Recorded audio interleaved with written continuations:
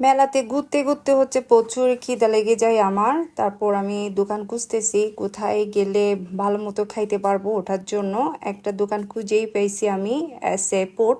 এটাতে আমি ফার্স্ট টাইমই খাচ্ছি। আর ফুচকা দেখে আসলে ফুচকা খেতে ইচ্ছা হচ্ছে।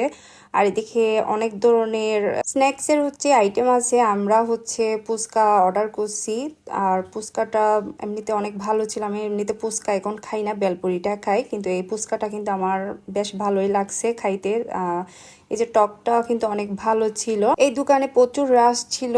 আর এখানে দেখতেছি প্রায় ফুচকাটা বেশি চলতেছে। ফুচকাটা আমার বেশ ভালো লাগছে। তারপর হচ্ছে চিকেন হটটা অর্ডার করছি, এটার প্রাইসটা হচ্ছে 55 টাকা। তবে এটা খাইতে আমার ভালো লাগে নাই, কারণ একটু মিষ্টি জাতীয় লাগছিল উপরে, সেজন্য খাইতে ভালো লাগে নাই। কিন্তু কেদার জ্বালায় আসলে খেয়ে ফেলছি, প্রচুর কেদা লাগছিল আমার। তারপর হচ্ছে লাস্সিটা অর্ডার করলাম, ঠান্ডা ঠান্ডা, গলায় শুকাই যাচ্ছে একদম বলতে গেলে।